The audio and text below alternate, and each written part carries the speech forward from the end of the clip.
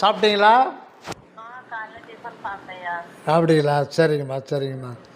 இப்போ அந்த தியானத்தை பற்றி தெரிஞ்சுக்கணும் இல்லைங்களா? ஆமாங்க ஐயா. சரிங்கம்மா. உங்களால் 5 மணிக்கு அந்த மாதிரி எழுந்துக்குங்க. முன்னாடி எழுந்துக்குன்னா ரொம்ப நல்லது. அது ஏந்துப்பையா. சரிங்க. அதனால சரி சரி, அப்போது ரொம்ப ரொம்ப நல்லது. இப்போ வந்து மற்றவங்க இந்த இது வந்து வள்ளல் பெருமானுடைய உள்ள கிடக்கை அவர் எப்படி தியானம் பண்ண சொல்லியிருக்காரு அப்படின்றது ஆஸ் இட் இஸ் உள்ளபடி சரவணானந்த சுவாமிகளுடைய வழிகாட்டுதலின்படி நாங்கள் சொல்கிறோம். ஆமாம், அது ஃபாலோ பண்ணும்போது ரொம்ப வேகமான முறையில் ஒரு முன்னேற்றம் இருக்கும் இந்த பிறவிலேயே. சரிங்கம்மா. இப்போ நீங்கள் வீட்டில் வந்து தீபக்குண்டு கண்ணாடிக்குள்ளே விளக்கேற்றுறீங்க இல்லைங்களா? சரிங்கம்மா. அதுக்கு முன்னாடி உட்காந்து தீபத்தை ஒரு 2 நிமிடங்கள் பாருங்கள்.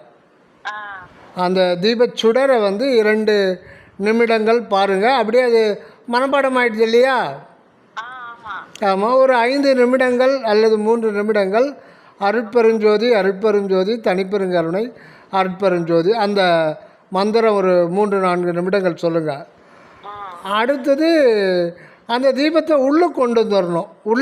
உள்ளம் அப்படின்ற ஒரு நிலைக்கு கொண்டு வரணும். உள்ளம் வேறு, மனம் வேறு. இப்போது நம்ம தியானம் உள்ளம் சபை எனது உளம் என தான் அமர்ந்தனக்கே அபயம் அளித்ததோர் அருட்பெருஞ்சோதின்னு சொல்கிறார் இல்லைங்களா? உளம் சபை எனது உளம்னா உள்ளம், அதுதான் சுருக்கமாக உளம்னு சொல்கிறது. உள்ளம் அப்படின்னாலே ஆன்மான் தான் அர்த்தம். உள்ளம் அப்படின்னாலே ஆன்மான் தான் அர்த்தம். அந்த ஆன்மா தான் சபையாக இருக்குது, அந்த ஆன்மா தான் அறிவாக இருக்கிறது.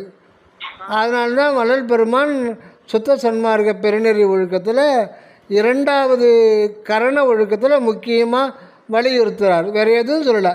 நமது மனதை புருவ மத்தியின் கண்ணே செலுத்த வேண்டும். அடுத்தது சொல்லுவார், சிற்றபையின் கண்ணே செலுத்த வேண்டும். மனதை சிற்றபை அறிவாக்கிருதி செய்ய வேண்டும்.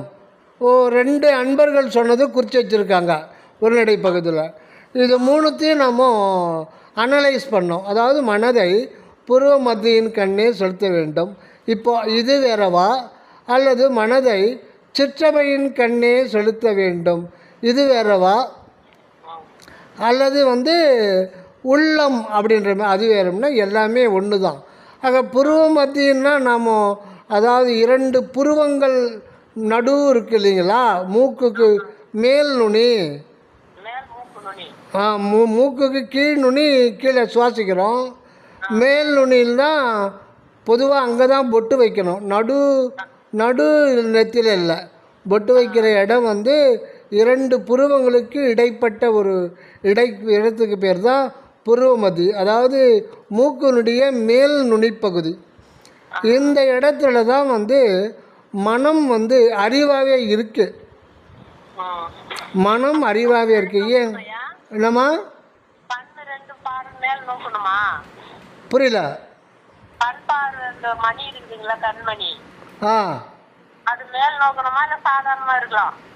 நீங்கள் சாதாரணமாக உட்காருங்க. அது சொல்கிறது கேட்டுக்கிட்டே வாங்க. சாதாரணமாக ஆசனத்தில் உட்காந்து சப்பனம் போட்டு அப்படியே உட்காந்துங்க.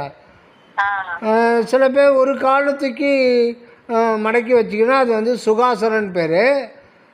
2 காலையும் மடக்கவே உங்களுக்கு தெரியும் பத்மாசனம் வந்து அது கொஞ்சம் இதாக இருக்கும்.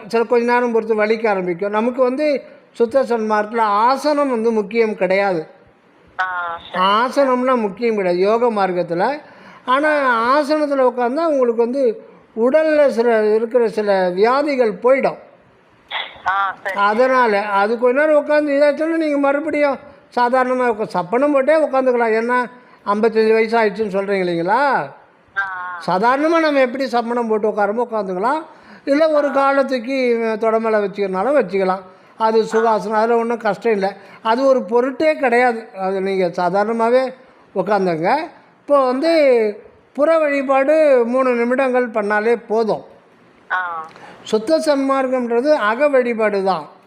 ஆ ஏன்னா சத்திய ஞான சபை என்னுள் கண்டனன், ஆ ஆபத்தை நீக்கி வளர்த்து அடியேன் உளத்தே தீபத்தை ஏற்றியது பாரீர். தீபம்னா அருள் தீபம், அருட்ஜோதி அப்படின்ற ஒரு கண்ணுக்கு தெரியாத தீபம். முதல்ல நம்ம புரிஞ்சுக்கணும், அற்பெரும் ஜோதின்னா கண்ணால் பார்க்கக்கூடியது அல்ல.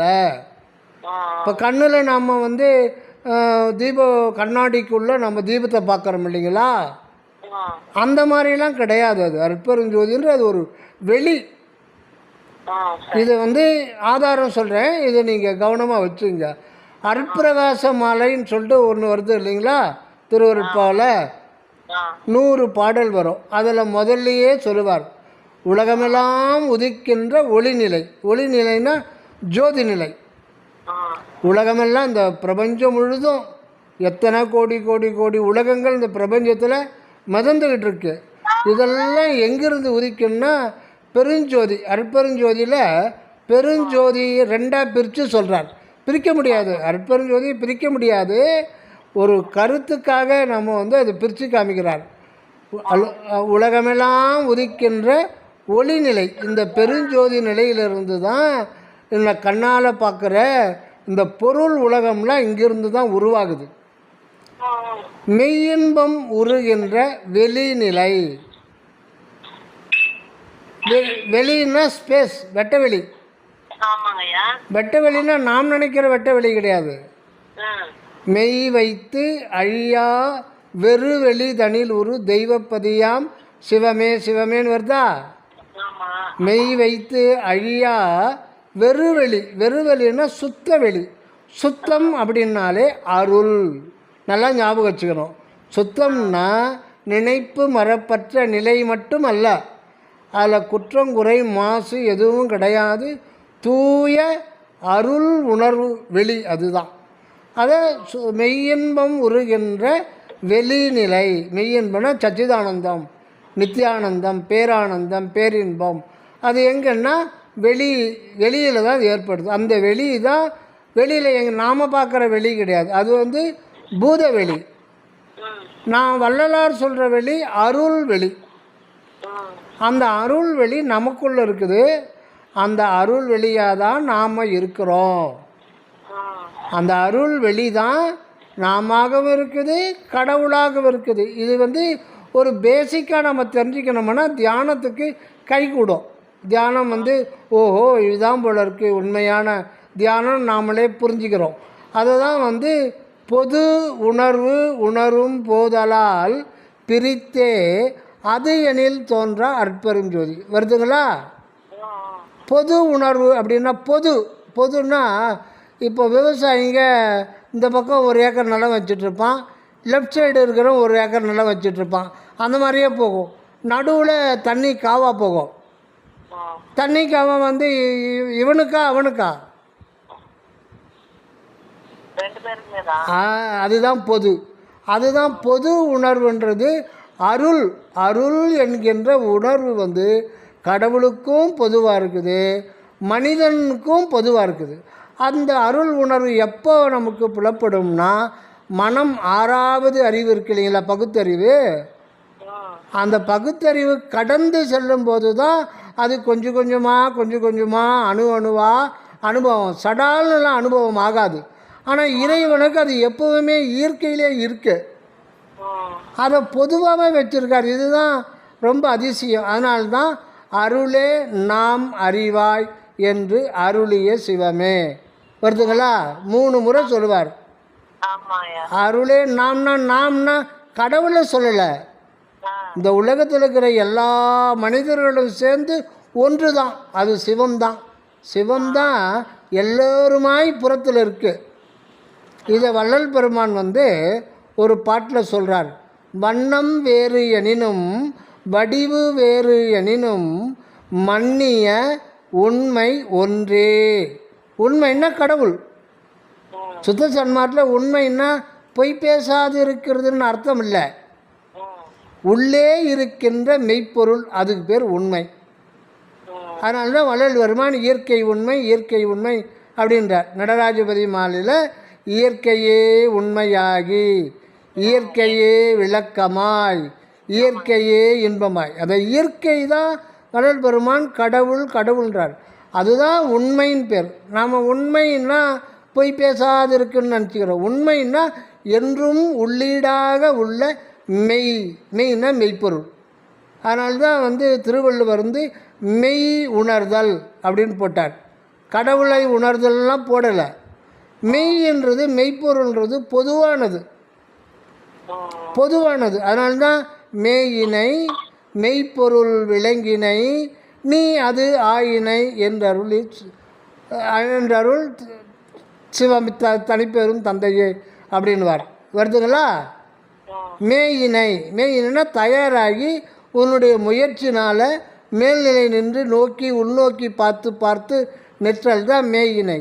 அப்புறம் மெய்ப்பொருளை பற்றி நீ தெரிஞ்சுக்கின, அது பொதுவாக இருக்குது. அது மெய்ப்பொருள்ன்றது கடவுள் வேறு மனிதன் வேறுன்றது கிடையாமல் அது பொதுவாக இருக்குது. அருள் தான் மெய்ப்பொருளாக இருக்குது. ஆனால் தான் பொது உணர்வு உணரும் போதலால் அது இல்லாமல் மனிதன் தன்னை வேறாக நினச்சிக்கிட்டு கடவுளை வேறாக நினச்சிக்கிட்டு அது அது எனில் தோன்றா அற்பெரும் ஜோதி. இறைவன் தனக்கு வேறானவன் அப்படின்னு நினச்சிட்டாலே கடவுள் வரமாட்டாரா, நம்மோடு அத்துவிதமாக இருக்கிறார். அதனால்தான் சிவமே பொருள் என்று அறிவால் அறிந்தேன் செத்தாரை மீட்கின்ற தென்மையை பெற்றேன் ஒன்று இரண்டு எண்ணாத உண்மையில் நின்றேன். வருதா? ஆடேடி பந்தில் வரும்னு நினைக்கிறார். ஒன்று ஒன்று இரண்டு, ஒன்றுன்னா கடவுள், இரண்டுன்னா மனிதன். அதில் கடவுள் மனிதன் அப்படின்ற பேதம் மெய்ப்பொருள் கிடையாது. அது பொதுவானது. அது அருள் தன்மையோடு நமக்கு தலைக்கு நடுவுலேருந்து விளங்குது. அதை அடைந்தவனுக்கு தான் மரணம் இல்லை. அதுதான் சுத்தம் அப்படின்னு பேர். அது சுத்த நிலை. அதனால தான் சுத்த சன்மார்க்கம் அப்படின்னா அருட்சிவநெறி. சுத்த சத்து மார்க்கம். சுத்தம்னா அருள், சத்துன்னா சிவம், மார்க்கம்னா நெறி. அதான் அகவலை அருட்சிவ நெறி சார் அருட்பெரு நிலைவா. ரெண்டுமே ஒன்று தான். சுத்த சத்து மார்க்கம்னாலும் அருட்சிவ நெறினாலும் ஒன்று. எதுக்கு சொல்கிறேன்னா சுத்தம் அப்படின்னாலே அருள். சுத்தம் சோறு போடுன்னு சொல்லுவாங்க. சுத்தம் சோறு போடுன்னா வீட்டை சும்மா தட்டிக்கினே டெட்டால் போட்டு மெழிக்கினே அந்த சோறு வந்துடுமா? இல்லை உடம்பு அமாம் சோப்பு போட்டு குடிச்சிட்டு அப்புறம் டெட்டால் சோப்பு குடிச்சிட்டு சிந்தால் சோப்பு போட்டு சுத்தமாக இருந்தால் சோறு வந்துடுமா? வராது. சோறுன்னா முக்தி. முக்தி முக்தி அன்னம்பாளிக்கும் தில்லை பொன்னம்பலத்தாடும் அரசே அரசே என்று அலறவும் இன்னும் தயவு வரவில்லையான்னு சொல்கிறார் இல்லைங்களா? அன்னம்பாளிக்கும்னா சோறு போடுறது, சோறுன்னா முக்தி. அன்னம்னா அன்னம் பாலித்தல்னா சோறு போடுதல், சோறு போடுதல்னா முக்தி கொடுக்கின்ற ஸ்தலம் தில்லை, தில்லை சிற்றம்பலம். அது எங்கே இருக்குது? வெளியில் இல்லை, நமக்குள்ளே தான் இருக்குது.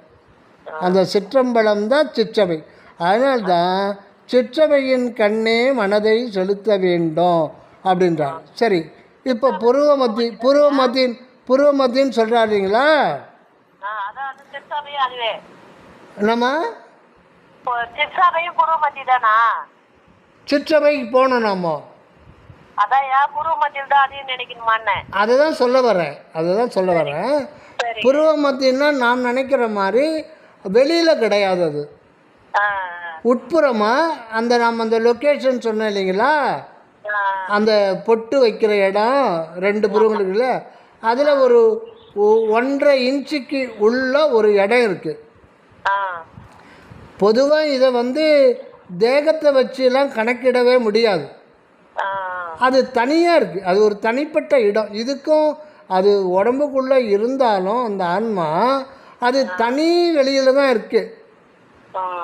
அது தனியாக தான் இருக்குது. இந்த தேகத்துக்கு உள்ளே இருந்தாலும் அது அதோட இடம் தனிப்பட்ட ஒரு இடம்தான். இப்போது குளத்தில் தாமரை இருக்குது, தாமரையில் இருந்தாலும் தண்ணி நனையுத ஈரமணுதா? இல்லை. அது இலையில் இருக்கிற மாய்ஸ்டர் இருக்குமே தவிர குளத்தில் இருக்கிற தண்ணி அதில் ஒட்டவே ஒட்டாது. ஆமாம். ஆனால் குளத்தில் தான் இருக்கும். அதே மாதிரி தான் ஆன்மான்றது இந்த பௌதிக உடம்பில் இருக்கும்போது தான் விளக்கமடையும், பிரகாசிக்கும். ஆனாலும் அதோடைய இடமே வேறு. அதனால் நம்ம வந்து உடல்நிலையை கடந்து போனோம். இதுதான் ரொம்ப ரொம்ப ரொம்ப ரொம்ப முக்கியம். அதனால தான் வள்ளலார் அகவல்ல இதெல்லாம் சும்மா பாராயணம் பண்ணி முடிக்கிறதுக்காக இல்லை. இது வந்து நித்திய வாழ்வு, இரவா நிலை பெற்றுக்கொள்வதற்காக தான். இரவா நிலைன்றது கடைசியில் வாழ்க்கையில் இரவாமல் போகிறதுன்றது கிடையாது. இப்போ இருக்கும்போதே இரவா நிலை அனுபவம் ஆகிறது. ஏன்னா ஆன்மாவுக்கு மரணம் என்பது கிடையாது. அது வந்து ஒரு இயற்கையான ஒரு அறிவுணர்வு. இப்போ சிற்றவைன்னா என்ன? சும்மா நம்ம வந்து பெருசாக எதுவும் நினச்சிக்க வேண்டாம். சிற்றவைன்னா சபைன்னா என்ன? பொது, ஆலயம், கோயில், கடவுள் விளங்கும் இடம். கடவுள் விளங்கும் இடம் எது? சித்து ப்ளஸ் சபை. சபை இப்போ சபையை விட்டுடுங்க, சித்து இருக்கு இல்லைங்களா? சித்துனாலே அறிவுன்னு அர்த்தம். கேட்குதுங்களா? நம்ம கொஞ்சம் சவுண்டாக பேசுங்க, இது கேட்கல. சிற்றவை சிற்றவை அதுதான் நான் சொல்கிறேன். இப்போ புருவ மத்தியன்ற வார்த்தையை மறந்துடுங்க. புருவ மத்தியன்ற வார்த்தை நம்ம நினப்பிலேயே வரக்கூடாது. ஒரு முறை நான் வள்ளல் பெருமான் சொல்லிட்டார் இல்லைங்களா? அப்போ புருவ மத்தியன்னு திருப்பி திருப்பி நினச்சிக்கிட்டோம்னா தேக உணர்வு தான் வரும். அப்போ நீங்கள் உட்காரும்போது ஒரு சுத்தமான தென்னங்குச்சி இருக்கு இல்லைங்களா? தென்னங்குச்சி, தென்னந்தொடப்பம். அந்த ஒரு குச்சி எடுத்து லேசாக ஒரு 5-6 முறை லேசாக ஒரு அழுத்தம் கொடுங்க அந்த இடத்துல. அது என்ன ஒன்றா அந்த ஒரு தூண்டி விடும். அந்த உள்ள ஒரு நாளாக நாளாக உள்ள நமக்கு வந்து உணர்வு உதிக்கும். அது கொஞ்சம் கொஞ்சம் ப்ராக்டிஸ் பண்ண தான் வரும். உடனேலாம் வந்துடாது. உடனே எப்போ வரும்னா தனிக்கரியா காதல் மிக பெருகுகின்றது அரசேன்னு சொல்கிறார் இல்லைங்களா? தனிக்கரியா காதல் மிக பெருகுகின்றது அரசு. அந்த மாதிரி நிலையில் இருக்கும்போது தான் வரும். நமக்கு எங்கே அந்த மாதிரி ஒரு காதல் வருது? நம்ம காதலில் அன்புல வந்து உலக பொருள்கள் மீது தானே இருக்குது. ஆனால் நம்ம இப்போ தான் அந்த இறைவன் மீது காதலை ஆரம்பிக்கிறோம். அது மெதுவாக நமக்கு அனுபவத்தை கொடுப்பாரு. அது அவருடைய வேலை, அவர் டியூட்டி. அதுதான் இறைவன் வந்து ஒரு வாட்ச்மேன் மாதிரி இருக்கார் நமக்கு. காக்கும் எம் காவலனே காண்பரிய பேரொளியே சொல்கிறார் இல்லைங்களா? அது மாதிரி இறைவன் நம்ம ஒவ்வொரு வினாடியும் நமக்காக எதிர்பார்த்துக்கிட்டே இருக்கார். எப்போ உள்ளே வருவாங்க இவங்க நம்ம எப்போ உள்ளே வருவாங்கன்னு அவர் வரவேற்றுட்டு இருக்கார். அது நமக்கு தெரியாது. அதுக்கேற்ற சூழ்நிலையை தான் நமக்கு வகுத்து கொடுக்குறார் இறைவன். இப்போ இந்த ஒரு குச்சியை லேசாக அந்த இடத்துல அதை அப்பப்போ கூட கொடுத்துக்கலாம். அந்த ஒரு ஸ்பரிசு அங்கே லேசான ஒரு ப்ரெஷரை ஏற்படுத்திட்டா அது வந்து உள்ளே வந்து மனம் வந்து அங்கே லயமாகி நிற்கும். அந்த மாதிரி ஒரு இதில் வந்து அப்போ தலைக்கு நடு இடம் வந்துடும். அந்த இடம் தலைக்கு நடுவுக்கு முன்னாடி வரும். அது ஃபஸ்ட்டு அது பேர் தான் ஆக்கினைன்னு பேர்.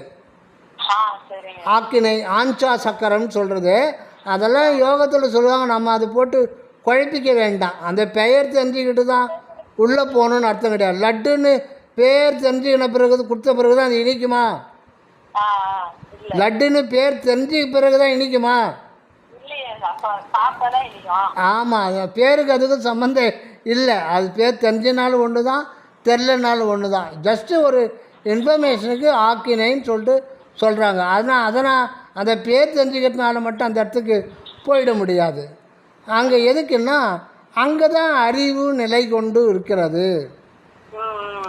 இதை தான் வள்ளல் பெருமான் பேருபதேசத்தில் இந்த புருவ மத்தியிலுக்கு உட்புறமாக ஒரு ஜவ்வு தொங்குகிறதுன்றார். ஆமாங்க ஐயா. அது அர்த்தம் வேறு. ஜவ்வுன்னா இந்த நாம் நினைக்கிறதும் கிடையாது. அது ரொம்ப ஒரு ஒரு மிகப்பெரிய ஒரு அர்த்தம். அதை இன்னொரு நாளைக்கு சொல்கிறேன். சரிங்க ஐயா. அப்போது இப்போ நீங்கள் வெளியில் பார்த்த அந்த தீபச்சுடர் இருக்கு இல்லைங்களா, அப்போ அந்த புருவமத்திக்கு நேராக 1.5 இன்ச்சுக்குள்ளே அந்த தீபத்தை பாருங்கள். மணக்கண்ணால் பார்க்குறோம். சரிங்க ஐயா.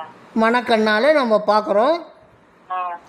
சில சமயத்தில் அது கிளாரிட்டி வரலனாலும் பரவாயில்ல, விட்டுடுங்க.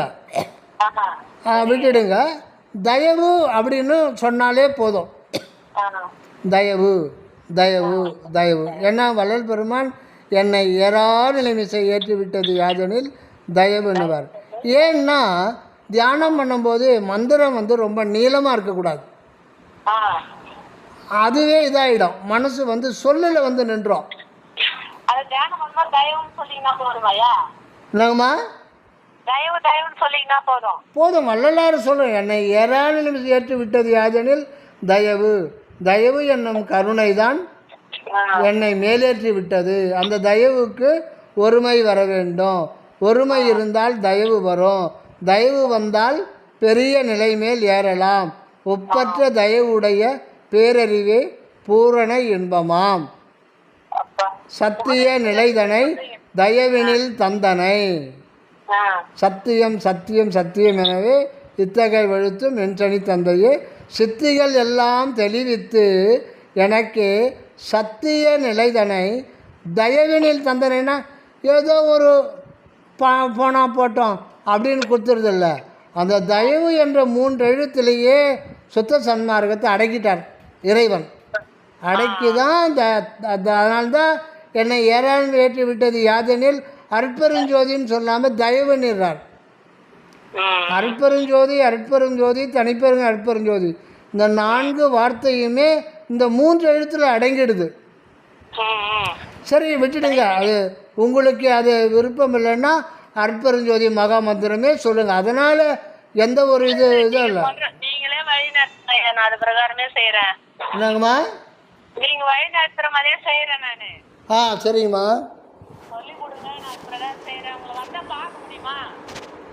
பார்க்கலாம். அதனால நான் சொல்கிறேம்மா. சொல்கிறேன். சரிங்கம்மா. சரிங்கம்மா. இப்போ என்ன, இப்போ கன்னியூ பண்ணிடுறேன். இப்போ இந்த தீபச்சுடரை பார்க்குறீங்க இல்லைங்களா? இப்போ அதையே எதால் பார்க்குறீங்க? கண்ணாலேயே பார்க்குறீங்க? என்னம்மா? ஆமாம். இல்லை, நீங்கள் தியானம் பண்ண ஆரம்பிக்கிறீங்க. அந்த சுடரை புருவ மத்திக்கு உள்ள பார்க்குறீங்க. எதால பார்க்குறீங்க? அதை எதை கொண்டு பார்க்குறீங்க? மனக்கண்ணால் பார்க்குறீங்க. மனம் என்ற கண்ணு கொண்டு பார்க்குறீங்க. அது ஒரு கற்பனை. ஆனால் இறைவன் கற்பனைக்கு அகப்பட மாட்டார். என்ன பண்ணுறது? இது ஒரு சட்டம் இருக்குது இறைவனுடைய சன்னிதானத்தில். கற்பனைக்கு இறைவன் கடுகளவோடு அகப்பட மாட்டார். இப்போ இதெல்லாம் அனலைஸ் பண்ணணும். அப்புறம் அகல் விளக்கில் தீபத்தை ஏற்றி விளக்கு தியானம் அது இதுன்னு சொல்லிட்டு ஏகப்பட்ட கன்ஃபியூஸ் பண்ணி விட்ருவாங்க. என்னம்மா? இந்த மாதிரி பண்ணுங்க. இப்போ நான் அடுத்த ஸ்டேஜுக்கு போனோம். இப்போ நீங்கள் நாம் மனக்கண்ணால் பார்க்குறோம். முதல்ல வெளியில் பார்த்துட்டோம். 2-3 நிமிடம் அது அப்படியே புருவ மத்திக்கு உள்ளே நம்ம பார்க்குறோம். இப்போ எதை உபயோகப்படுத்திக்கிறோன்னா மனதை தான் உபயோகப்படுத்துகிறோம். அது மனம் உபயோகப்படுத்தினா அது ஒரு சித்திர தீபம் போல் தான் இருக்கும். கடவுள் அனுபவம் கிடைக்காது. ஆனால் இந்த ப்ராக்டிஸ் பண்ணாமல் அடுத்த ஸ்டேஜுக்கு போக முடியாது. அது வேறு ஒன்று இருக்கு. அப்போ இந்த ஸ்டேஜில் ஏறிக்கிட்டு இன்னொரு படியை ஏறணும். ம். அப்போ என்ன பண்ணுங்க, இப்போது கொஞ்ச நேரம் அந்த தீபத்தை மறந்துடுங்க. ம். எப்போ நீங்கள் கற்பனை மனக்கண்ணால் கற்பனை பண்ணுறீங்க இல்லைங்களா, ம். அந்த தீபத்துக்கு உள்ளே போய் அதை மறக்கணும். என்ன மறக்கணும்னா, நீங்கள் கற்பனையை விட்டு வெளியில் வரணும். ம். அப்போ என்ன பண்ணணுன்றது கடவுள் சொல்கிறது, உங்களுடைய சுயானுபவத்தில் தான் கடவுள் அனுபவமாவார். கடவுள் என்பவர் உங்களுடைய சொந்த அனுபவமாக தான் வருவார். ம். அப்போது நாம் யாருன்னு தெரிஞ்சிக்காம கடவுளை பற்றி தெரிஞ்சிக்கவே முடியாது, வழியே கிடையாது ம். இல்லைங்களா. ம். நாம் யாருன்னு தெரிஞ்சிக்காம கடவுளை பற்றி தெரிஞ்சிக்க மாட்டார். ஏன்னா நமக்குள்ளே தான் கடவுள் இருக்கார். ம். அது நம்ம தெரிஞ்சிக்காம எப்படி கடவுளை பார்க்க முடியும்? ம். அதுதான் என்னை காட்டி எனக்கு உள்ளே இருக்கும் நின்னை காட்டியே வருதுங்களா, மெய்யருள் வியப்பில் வரும். ஆமா வருதுங்க ஐயா. என்னை காட்டி முதல்ல வந்து நீ யார், நீ ஆன்மா ஆ. அப்படின்றத நமக்கு வந்து சுட்டி உணர்த்தி காட்டுவார். ஆமாங்க ஐயா. அதுவும் அவருடைய வேலை. ஆனால் அவரை காட்ட மாட்டார், ஆமா. அவரை கொஞ்சம் கூட காட்ட மாட்டார். முதல்ல நம்மளை நமக்கு உணர்த்துவார். ம். என்ன உணர்த்துவார்னா, அது எப்படி நம்ம அது கொண்டு வர்றதுன்னா, இப்போ எல்லாத்தையுமே மறந்துடுங்க. ஆ. 3வது ஸ்டெப்பு இப்போவே போங்க. ஆ. இப்போ இருக்கிறேன்ற ஒரு உணர்வு இருக்கு இல்லைங்களா, ஆ. அந்த உணர்வை தான் பிடிக்கணும். இருக்கிறேன். இருக்கிறேன்னு நாம் சொல்கிறோம் இல்லையா, ஆ. இருக்கிறேன்னு ஒரு நாளைக்கு 1000 முறை சொல்கிறோம் இல்லைங்களா, ஆமா ஆமா. அது எதை சொல்கிறீங்க நீங்கள்? இருக்கிறேன் நம்மளதான் சொல்லிக்கிறோம். அதான் எதை குறிக்கிறீங்க? இறைவனை தான் குறிக்கிறோம். எதம்மா? இறைவனை தான் சொல்றேன். இறைவா நீ இருக்கிற எனக்கு கூட. இல்லை இல்லை இல்லை இல்லை இப்போ சாதாரணமாக எப்போ நான் 12 மணிக்கு பாப்பா அப்படின்னு ஒருத்தர் சொல்கிறீங்க. அவர் கேட்குறாரு, எங்க 12 மணிக்கு வந்தால் இருப்பீங்களா? இருக்கேன் வாப்பா, நான் இருக்கேன்ப்பா, 12 மணி கூட நான் இங்கே தான்ப்பா இருக்கேன் அப்படின்னு நீங்கள் சொல்கிறீங்க இல்லையா. இல்லை, அவரு சொல்கிறாரு, எதை ஆதாரமாக வச்சு எதை அடையாளப்படுத்தி அவர் சொல்கிறார் சொல்லுங்கள். தெரியலீங்களா என்ன சொல்றாருங்க? அப்போ நீங்கள் தானே இருக்கேன்னு சொன்னீங்க அந்த ஆளுக்கிட்ட. நான் இருக்கேன், நான் ஆன்மா இருக்கேன்னு சொல்றது. ஆ அதான் எப்படி எப்படி தோணுதா நெட்டிக்கு அது மாதிரி பழகி வரேன். அதான் ஆன்மீகம்ன்றது ஒன்றுமே இல்லை. பெருசாக பூதம் வருதுன்னா அது பயந்து ஓடிப்படும், ஐயோ எனக்கு தியானம் வேணும். ஒன்றும் இல்லை, இதை பிடிக்கணும், உணர்வு. அந்த உணர்வு தான் நாம். அந்த உணர்வு எப்படி இருக்குன்னா, இருக்கிறேன்ற ஒரு உணர்வு இயற்கையாகவே தானாகவே நமது கண்ட்ரோலில் இல்லாமல் அதுவாக சுடர் கண்ணுக்கு தெரியாத அது. உண்மையில் மனிதன் இப்போ ராஜேஸ்வரி அம்மான்னா வேலூருக்கு வந்தால் பார்க்கலாமான்னா பார்க்க முடியாது. அந்த ராஜேஸ்வரி அம்மான்றது ஒரு உணர்வு. அவங்க தான் அவங்கள உணர முடியுமே தவிர அவங்கள இன்னொருத்தர் பார்க்க முடியாது. ஏன்னா அந்த அறிவு, அவங்க வந்து அறிவு வெளி. அதனால்தான் சித்தாகாசம் அப்படின்னு சொன்னாங்க, கேள்விப்பட்டிருக்கீங்க இல்லையா. சித்துன்னா அறிவு, ஆகாசம்னா வெட்டுவெளி. சிதம்பரம், சித்து, அம்பரம் எல்லாத்துக்குமே சித்து வரும் முன்னாடி. சிற்றவை, சித்துன்றது அறிவு. அந்த அறிவு தான் ஆன்மான்னு பேர் வச்சுட்டாங்க. அந்த அறிவை ஆக்கவோ அழிக்கவோ முடியாது. ஏன்னா அந்த அறிவு தான் கடவுளுக்கு வாசஸ்தலம். கடவுள் வாழுகின்ற இடம் எங்கன்னா, அவர் வாழுகின்ற இடம் சித்து என்கின்ற அறிவு. அது ஒரு வெளி. அந்த வெளிக்கு பேர் தான் சத்திய ஞானம். அதனால்தான் சபை அப்படின்னா வெளின்னு அர்த்தம். சத்திய ஞானம், உண்மை அறிவு, மெய் அறிவு சொல்கிறார் இல்லைங்களா, அதுதான் மெய்யுணர்வு. அதாவது திருக்கதவம் திறவாயோ திரைகளெல்லாம் தவிர்த்தே திருவருளாம் பெருஞ்சோதி திருவுரு காட்டாயோ உருக்கி அமுது ஊற்றெடுத்து என் உடம்பு உயிரோடு உளமும் ஒளிமயமே ஆக்குற மெய்யுணர்ச்சி அருளாயோ. இந்த பாடல்லையே இந்த வரி தான் முக்கியமானது. மெய்யுணர்ச்சி அருளாயோ. மெய்ன்றது கடவுளையும் உணர்ச்சின்றது நம்மையும் கொடுக்குது. மெய்யுணர்ச்சியை பிரிக்கவே முடியாது. மெய்யுணர்ச்சி அருளாயோ. அதனால்தான் திருவள்ளுவர் மெய்யுணர்தல் என்ற அதிகாரத்தில் 10 தலைப்பு 10 குறள் கொடுத்துருக்கார். அதை தான் வள்ளுவரும் சொல்கிறார், வள்ளலாரும் சொல்கிறார். என் உடம்பு உயிரோடு உளமும் ஒளிமயம் என கடவுள் மயமாக மாறுறதுக்கு எனக்கு மெய்யுணர்ச்சி கொடு. அந்த மெய்யுணர்ச்சி தான் அருட்ஜோதி. மெய்யின்னா அருள், உணர்ச்சின்றது ஜோதி, அறிவு. இந்த விளக்கெல்லாம் சொல்கிறது யாருன்னா திண்டுக்கல் சுவாமி சரவணானந்தா தான். இவ்வளோ விளக்கத்தை நம்ம எங்கே போய் வாங்கிறது? வள்ளலார் அவரே அந்த சுவாமிகளுடைய திருவாக்கள் வெளிப்பட்டு இவ்வளோ விளக்கத்தையும் கொடுக்கறதுக்கு நமக்கு ஈஸியாக முடிஞ்செடுத்த காரியம். வேறு எங்கேயும் போய் தீட்சை வாங்க வேண்டியதில்லை. எங்கேயும் போய் ஆசிரமத்தில் போய் வசித்து அவங்ககிட்ட 12 வருஷம் இருந்து தவம் இருந்து அவங்ககிட்ட ரகசியத்தை கேட்க வேண்டியதில்லை. சும்மா இலவசமாகவே கொடுத்துருக்காருங்க விளக்கத்தை.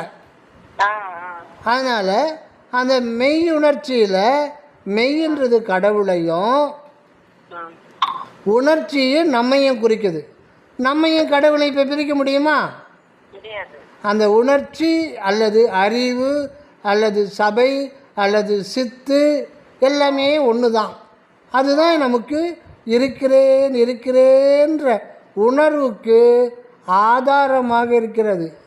ஆனால் அதை பற்றி தெரியாமையே நாம் இருக்கிறேன்னு சொல்கிறோம். அதை பற்றி நமக்கு ஒன்றுமே தெரியல. ஆனால் இருக்கிறேன்னு சொல்கிறோம். இருக்கிறேன்னு சொல்கிறதுக்கு அந்த அறிவு தான் ஆதாரமாக இருக்கிறது. அந்த அறிவு யாருடைய அறிவுன்னா கடவுளுடைய அறிவு தான். அது கூட இங்கே நாமன்றது எதுவுமே கிடையாது. காரணம் அது தானாகவே வருது இயற்கையாக, நம்ம சுதந்திரத்தினால இல்லை. ஒவ்வொரு வினாடியும் ஒவ்வொரு க்ஷணமும் அது உள் என்ற ஒரு நிலைக்கு உள்ளிருந்து அது இருக்கிறேன்ற உணர்வு சுடராக, அறிவு ஆகாயமாக, அதாவது உணர்வு சுடராக அறிவு ஆகாயமாக, உணர்வு என்கின்ற சுடர், சுடர் என்கின்ற உணர்வு அல்ல. சுடரை உதாரணம் கொடுக்குறோம். அந்த உணர்வு என்கின்ற சுடராக அறிவு என்கின்ற ஆகாயமாக சதா காலமும் ஆன்மாவை பிரகாசத்தில் கொண்டே இருக்கிறது. ஆக அந்த இடத்த நாம் பிடிக்கணும். ஆனால் நாம் அதை தியானம் பண்ணாத போதும், அப்படின்னு ஒன்று இல்லை அப்படின்னு வாதாடுகின்ற போதும், அல்லது அதை அறிய முற்படுகின்ற போதும், அதற்கு முன்பும் அதை பற்றி ஒன்றும் தெரியாத போதும் கூட அதுதான் நாம இருந்து கொண்டிருக்கிறோம் என்பது தான் அற்புதம் என்கின்றார் சரவணானந்த சாமி. நாம் அறியாத போது கூட அதுவாகத்தான் இருக்கிறோம். அப்போது தியானம் என்றது எப்போதும் தேவைப்படாது. உண்மையை உணர்ந்துட்டால் அப்புறம் தியானம் தேவையில்லை. அது ஒரு தியானன்றது ஒரு எஸ்கேப் வெலாசிட்டி. இந்த தேக உணர்வை கடக்கிறதுக்காக நாம் செய்கின்ற முதல் கட்ட முயற்சி தான். அது எப்போதும் தேவைப்படாது. அது குறிப்பிட்ட காலம் வரையில் அது தேவைப்படும். அது எஸ்கேப் வெலாசிட்டி மாதிரி. அதாவது ராக்கெட்டை ஒரு ஸ்பேஸில் ஏவுறாங்க. செவ்வாய் மண்டலத்துக்கு போனோம்னா காற்று மண்டலம் ஒரு 200-300 கிலோமீட்டர் வரையில் புவியீர்ப்பு விசையும் ஒரு பக்கம் இழுக்கும், காற்று மண்டலம் தடுக்கும். அதில் பல தடைகள்லாம் இருக்குது. இதெல்லாம் கடந்து போனோம்னா அது ராக்கெட்டில் பல தொழில்நுட்பங்கள்லாம் இருக்குது. அதெல்லாம் பயன்படுத்தி அதுக்கப்புறம்தான் அதை முறையாக இது பண்ணவும். முதல்ல அது எஸ்கேப் ஆகணும். இந்த புவி ஈர்ப்பிலிருந்தோ அந்த காற்று மண்டலத்தை கடந்தோ அது வெளியில் வரணும். அதுக்கு பேர் தான் எஸ்கேப் வெலாசிட்டி. அது பல டெக்னிக் அதை யூஸ் பண்ணித்தான் அந்த ராக்கெட்டை அந்த காற்று மண்டலம் அப்பால் கொண்டு போய் அது ஈஸி ஆகிடும். அப்புறம் முயற்சி தேவையில்லை. அந்த மாதிரி தான் நம்ம இப்போ நம்முடைய உணர்வாக தான் இருக்கோம். நம்ம இருக்கிறேன்றது நம்ம ஏற்கனவே நம்ம அதுவாக தான் இருக்கோம். அதை நம்ம உன்னிப்பாக மனதை கொண்டு மனதை கடந்து நம்முடைய சுயத்தில் நம்முடைய சுயத்தில் நிற்கணும். இந்த வார்த்தையை நல்லா கவனிச்சுக்கோ. சுயம், நாம் எதுவாக இருக்கிறோமோ அதுக்கு பேர் தான் சுயம்.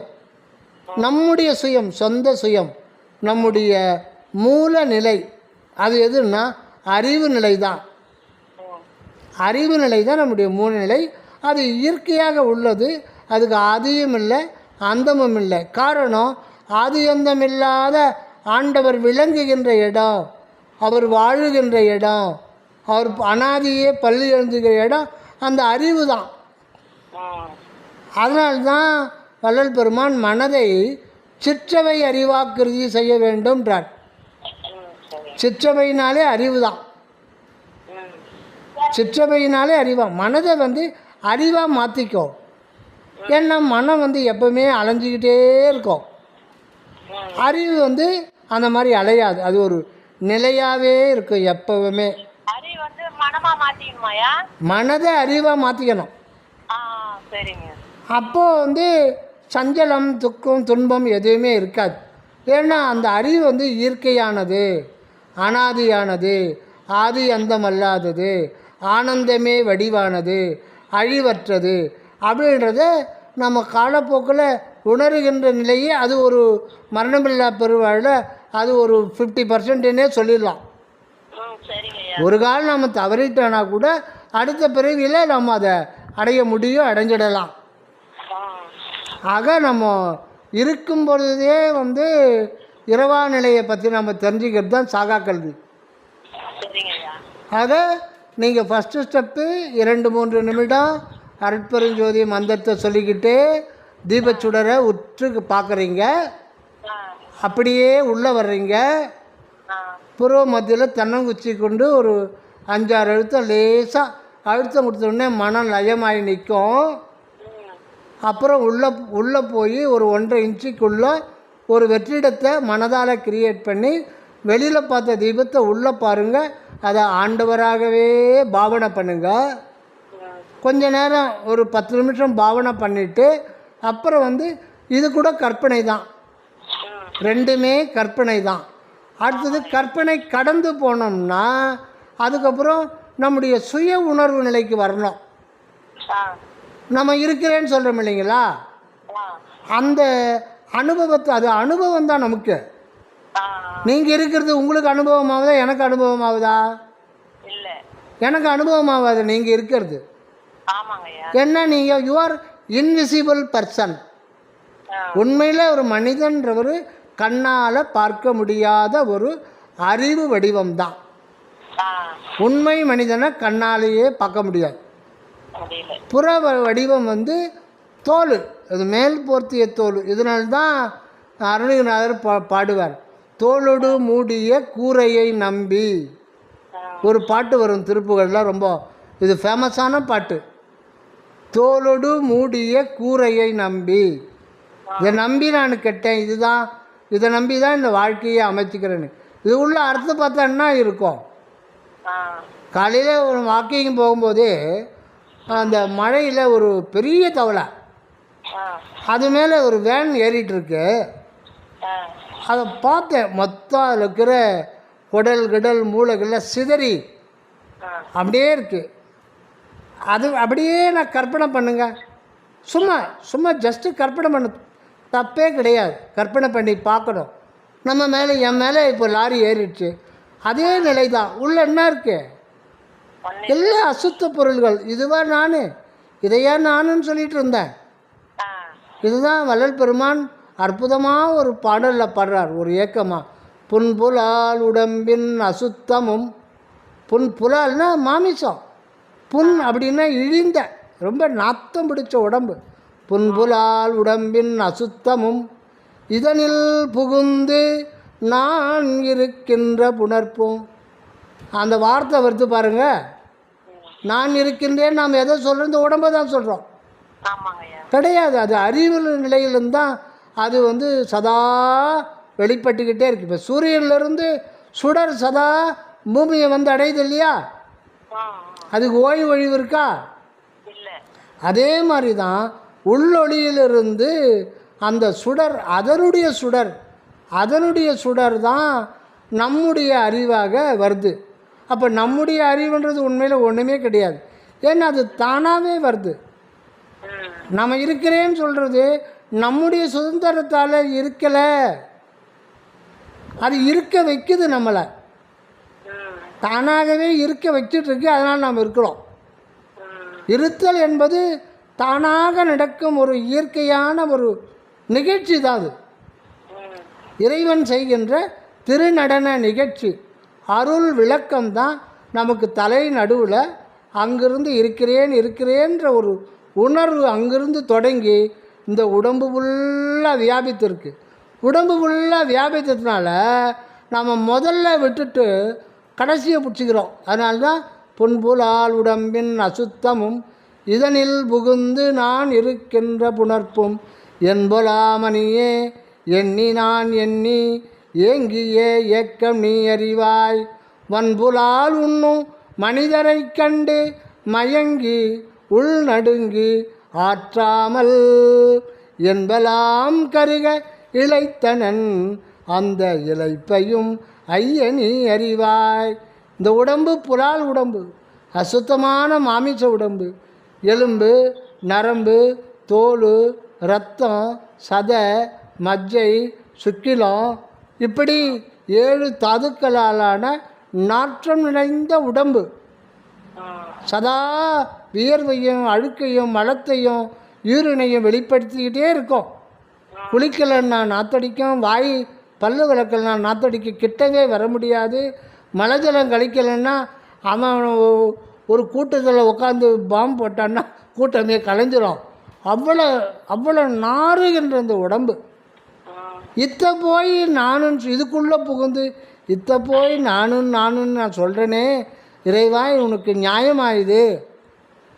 இந்த உடம்புல கொண்டாந்து நான் இருக்கின்றேன் என்ற உணர்வை வச்சிட்டியே அப்படின்றார்.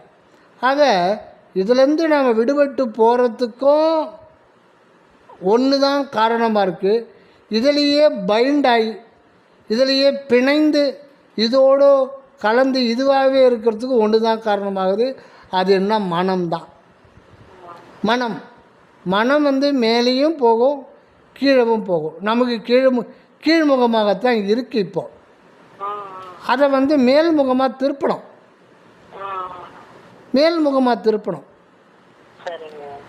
அதுதான் முக்கியம். அதனால்தான் தனு கரணாதிகள். கரணம்னா மனம், சித்தம், புத்தி, அகங்காரம். தனுன்னா உடம்பு. ஆக இந்த உடல்நிலையும் மனநிலையும் கடக்காமல் நம்மை நாம் அருட்பெருஞ்சோதியை பார்க்க முடியாது. நம்மை நாம் பார்க்காம அருட்பெருஞ்சோதி தன்னை காட்டாது. முதல்ல அருட்பெருஞ்சோதி நாம் யாரும் நமக்கு காட்டோம். காட்டிட்டு நீயும் நான் தாண்டா, நீ வேற இல்லை, நானும் நீயும் ஒன்றென்றுரைத்து நல்கு ஜோதியேன்னு வர்றாரா? நீயும் நானும் ஒன்று என்றுரைத்து நல்கு ஜோதியே மெய்யருள் வியப்பில் 98வது பாடலில் வரும். 2 பேரும் சேர்ந்து ஒன்று தான். 2லாம் கிடையாது, 2ன்றதே கிடையாது. அதனால தான் 1 2 எண்ணாத உண்மையில் நின்றேன். ஆக உண்மை என்கின்ற மெய்ப்பொருள் துண்டிக்கப்படாது. அதை கூறு போட முடியாது, அதை இரண்டாக்கவே முடியாது. ஆக என்றும் உள்ள மெய்ப்பொருள் என்றும் தான் மட்டுமே ஒன்றாகவே முழுதும் ஆனவனாகவே இருக்கிறார். முழுதுமானான் என ஆகம வேத முறைகளெல்லாம் மொழிகின்ற முன்னவனே. வருதுங்களா? திருப்பள்ளி எழுத்துல நாம கூட அவன்தான். அவன்தான் எல்லாமே ஆயிருக்கான். அதனால்தான் கடவுள் நிலை அறிந்து அம்மையமாதல். ஆக தன்னை இழத்தல் தான் தகும் தவம். நான் எனது என்கின்ற அந்த ஒரு தற்போதத்தை இழக்கிறது தான் உண்மையான ஒரு தியானமாகும். ஆகவே அது உணர்வு நிலைக்கு நாம் போனோம். அப்போ உணர்வை நுட்பமாக மாற்றணும். இப்போ நம்ம வந்து ஒரு நடராஜ் பென்சில் வாங்குகிறோம். நடராஜ் பென்சில் வந்து கீழ்ப்பக்கம் பார்த்தீங்கன்னா சிவப்பில் ஃபுல்லாக சிவப்புலையோ கருப்புலையோ கம்ப்ளீட்டாக பெயிண்ட் அடிச்சு விட்ருவான். மேல் பக்கம் இருக்கு இல்லைங்களா, மேல் பக்கம் அந்த கட்டைக்குள்ளே அந்த கார்பன் இது இருக்கும் குச்சி. அவன் சீவி கொடுப்பானா? கொடுக்க மாட்டான். அது மொக்கையாக கொடுப்பான். கடவுள் அப்படி தான் மொக்கையாக கொடுத்துருக்கார். நம்ம மொக்கையாகவே யூஸ் பண்ணிகிட்ருக்கோம். என்னம்மா?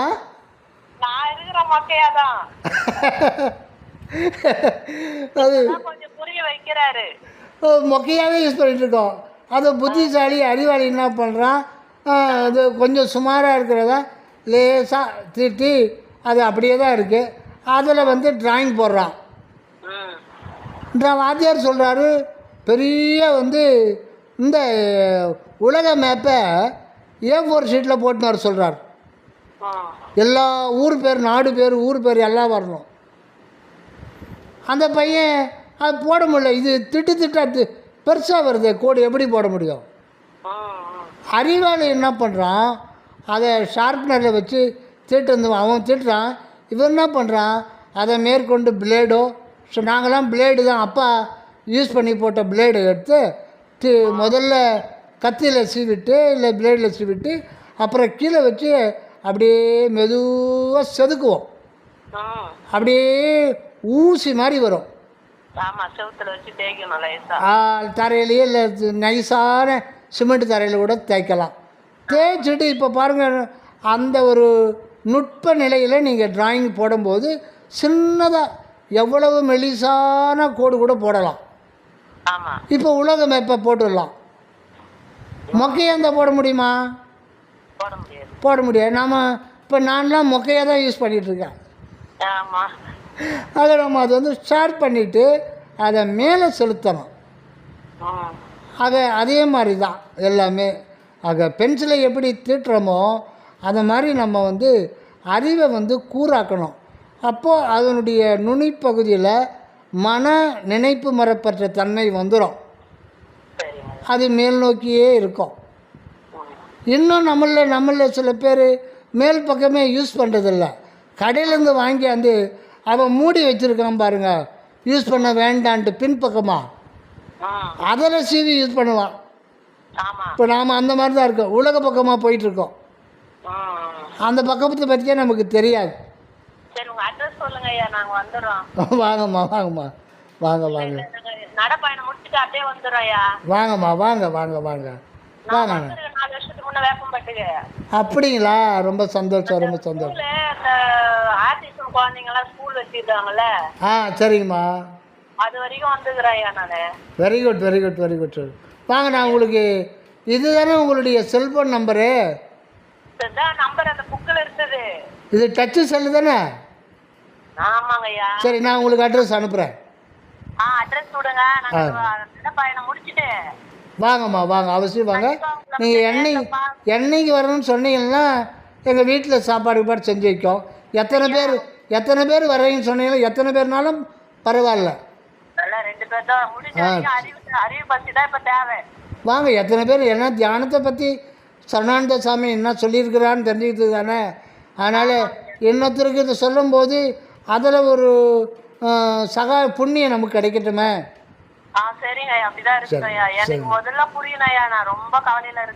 ஒன்றும் கவலை இல்லைல்ல, ஒன்றும் கவலை.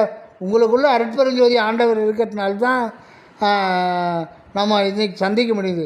இன்றைக்கி ஒரு அதிசயம் தெரியுங்களா? நீங்கள் காலையில் ஃபோன் பண்ண டைம் 7:13.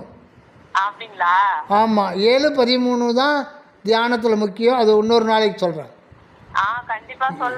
7ன்றது நிராதார நிலை, 13ன்றது கடவுள் இந்த உடம்புலேருந்து மேலே உள்ளே போக போக போக வெளிக்குள் வெளிக்கடந்துன்னு சொல்கிறார் இல்லைங்களா?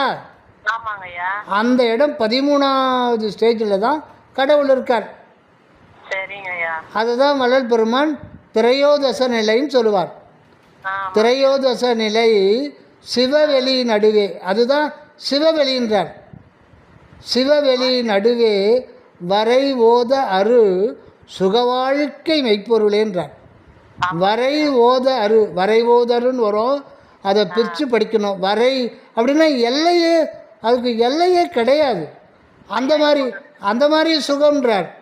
வரை ஓத அரு என்னம்மா? போன்ல எனர்ஜி வேஸ்ட் பண்ணாதீங்க. சரிங்கம்மா.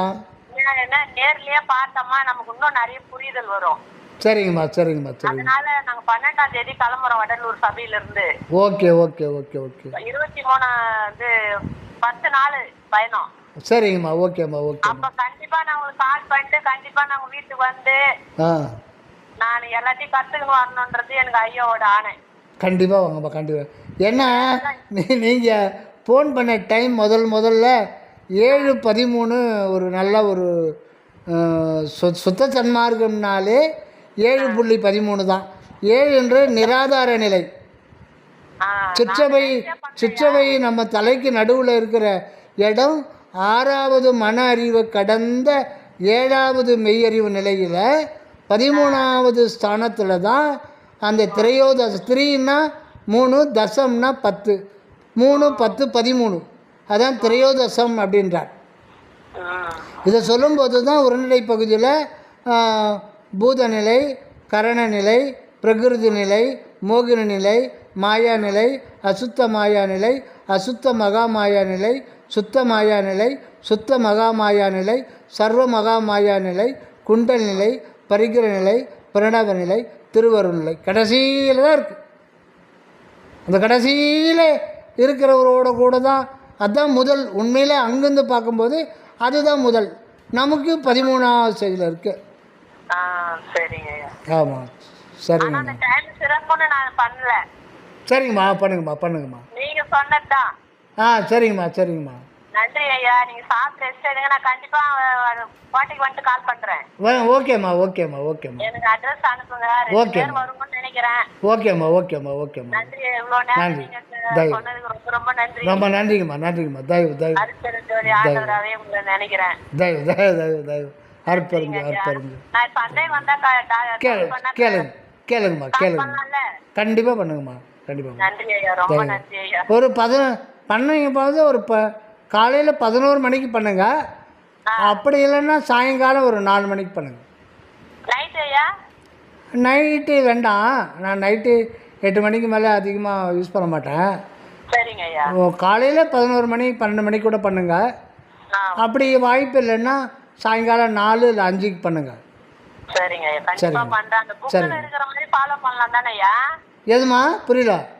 நீங்க புக்கு கொடுத்துருக்கீங்களே? ஆமாம். சின்னதா புக்கு அது 24ல கொடுத்துக்கிறீங்க. எனக்கு இன்னைக்கு தான் கிடைச்சது அது. ஆமாம் சின்ன புத்தகம் அது ஸ்டாக் இல்லைம்மா. சரி. அதில் சுருக்கமாக தான் இருக்கும் தியானத்தை பற்றி. அதுதான் நீங்க அந்த புக்கு இருக்குதுன்னு நீங்கள் வரும்போதே அந்த பெரிய புத்தகம் வாங்கி படிங்க. இருந்தா கொடுத்துருங்க. நான் காசு கொடுத்துருவேன். அது 1 2 தான் இருக்கு என்கிட்ட. வச்சிருங்க ஐயா. நான் வச்சுன்னு இருக்கேன் உங்களுக்காக. வாங்க. சரிங்க. நன்றி ஐயா. நான் வரும்போது கால் பண்றேன். தயவு நன்றிம்மா. தயவு